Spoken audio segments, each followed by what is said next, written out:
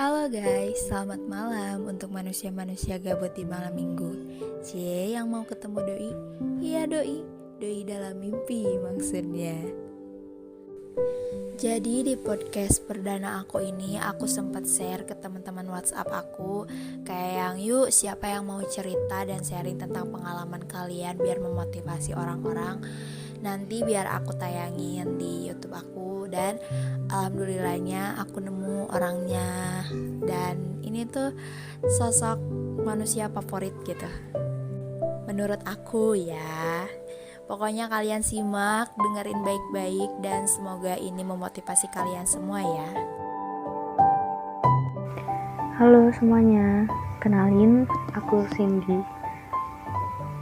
Hari ini aku mau bahas sedikit tentang ketidakpercayaan diri yang banyak banget orang bahas.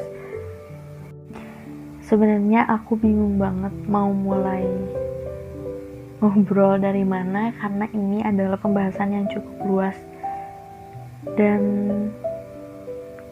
kehitungnya random kali ya. Banyak banget orang yang mungkin punya pemikirannya sendiri, perspektif. Nah, aku mau bahas sedikit tentang perspektif aku soal ketidakpercayaan diri atau insecure ini. Kayaknya hampir semua orang nggak bisa terhindar dari fase ketidakpercayaan diri. Kenapa aku bilang kayak gitu? Karena aku sering banget ngeliat orang yang ngegalauin hal-hal yang ada di diri dia. Banyak banget juga orang yang mengekspresikan kesedihan atas ketidakpercayaan dirinya mereka itu dengan nongkrong sama temen-temennya atau nyari sahabat curhat atau mungkin nulis buku, nonton film, segala macam.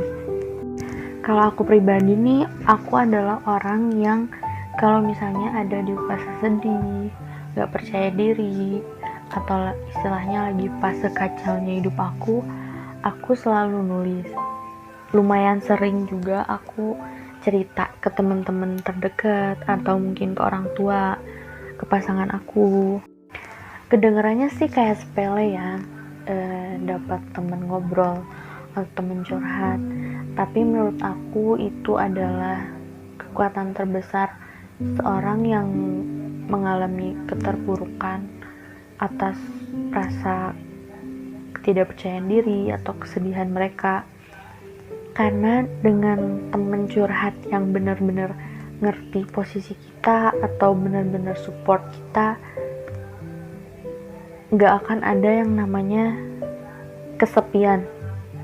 Seenggaknya kita kayak punya tempat pulang, kita kayak punya tempat buat ngadu nih, orang yang benar-benar bisa meluk kita atau orang yang benar-benar bisa megangin tangan kita nih kalau kita jatuh. Menurut aku nih, selain kita bisa mengekspresikan dengan curhat, kita juga bisa dapetin kekuatan atau support dari quotes-quotes atau tips-tips yang kita baca. Gara-gara kata insecure ini nih, jadi banyak banget orang yang lupa caranya bahagia dan terus-terusan ngebandingin hidup mereka sama hidup orang-orang di sekitar mereka. Menurutku ya, bahagia tuh simple banget.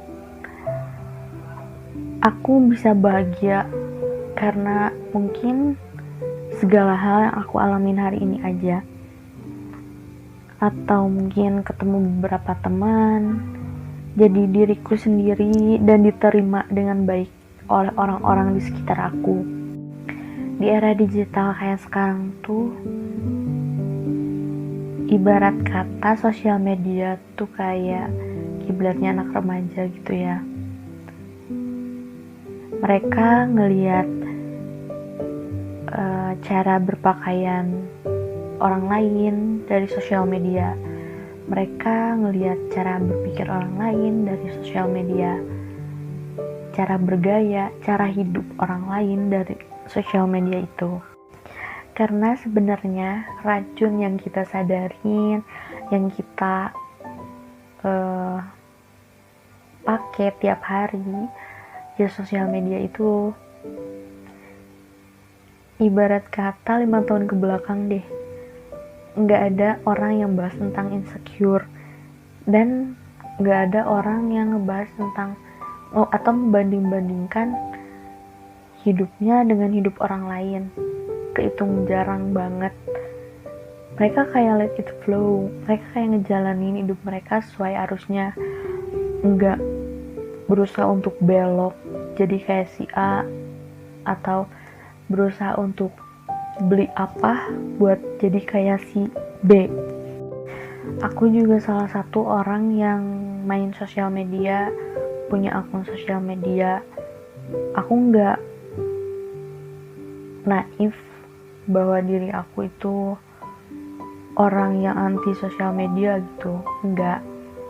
Aku juga sadar dampak ke diri akunya juga ada gitu. Nah, kalau menurut sudut pandangku nih ya, berapa banyak pun quotes atau trik yang kalian baca untuk self love, tapi kalau kaliannya nggak ada niat benar-benar untuk mencintai diri kalian sendiri dari dalam hati tuh, itu semua nggak akan bekerja. Itu semua bakalan berujungnya sia-sia aja. Nanti kalau kayak gitu, jatuhnya kalian memaksakan untuk terlihat mencintai diri kalian, padahal aslinya mungkin kalian kesusahan untuk ngobatin rasa ketidakpercaya dirian itu. Kenapa aku bisa ngomong kayak gitu? Karena menurut aku kekuatan terbesar itu adanya di diri kalian masing-masing. Ada di dalam hati kalian sendiri nih. Kalaupun kalian nyari di diri orang lain atau di postingan orang lain, kalian gak akan nemu. Yang tahu jalan keluarnya tuh cuma diri kalian sendiri.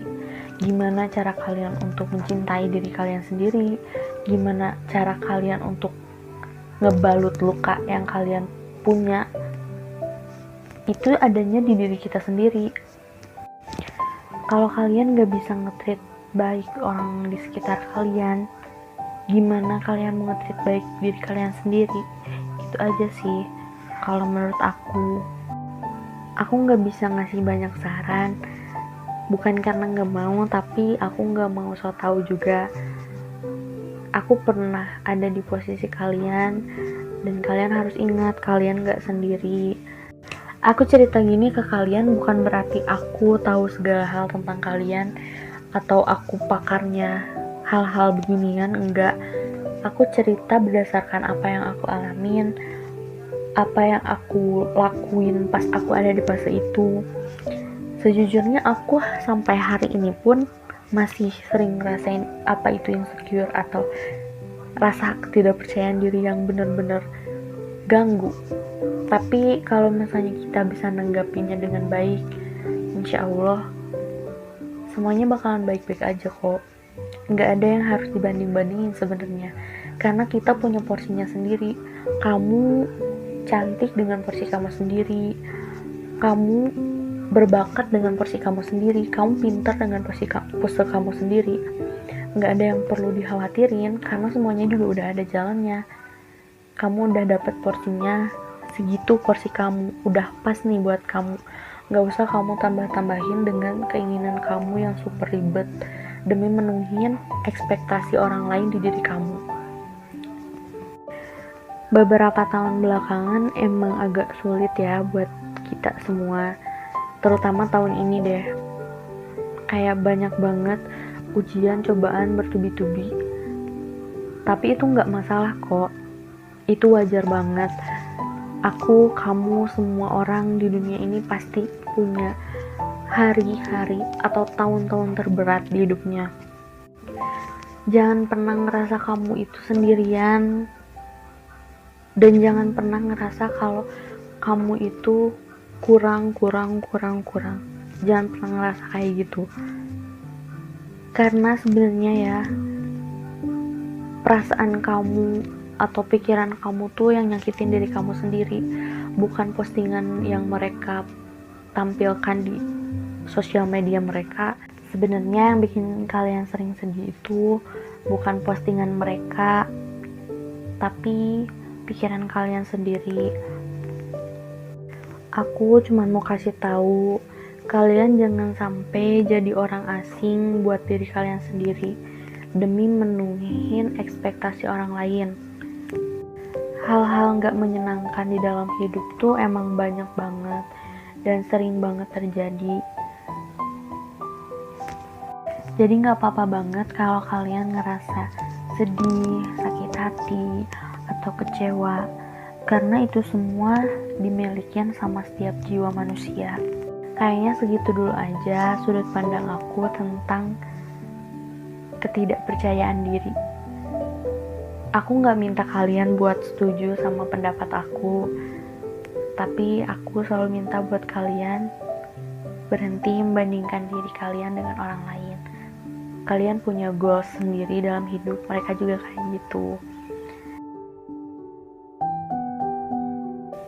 Dan yang paling penting banget, kalian harus ucapin 3 kalimat ini ke diri kalian. Yang pertama tuh tolong, yang kedua makasih, yang ketiga tuh maaf. Ke diri kalian, ke teman-teman kalian, ke orang-orang sekitar kalian yang ada pas kalian lagi terpuruk, yang nemenin kalian di saat apapun. Segitu aja dari aku. Makasih udah ngundang aku untuk ngobrol kayak gini. Semoga kita bisa ketemu di lain waktu. Dadah, wassalamualaikum warahmatullahi wabarakatuh.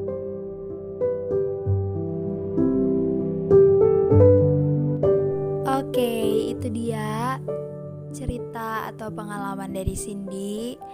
Makasih banyak untuk Cindy sudah meluangkan waktunya untuk bercerita dan sharing pengalamannya ke kita semua. Semoga pengalaman kamu mengajarkan kita untuk tetap positif thinking dalam segala hal agar tidak terjadinya keinsecurean, oke?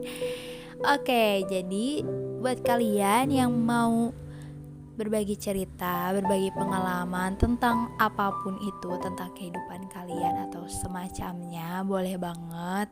Yuk cerita sini di podcast Pokame, podcast malam minggu.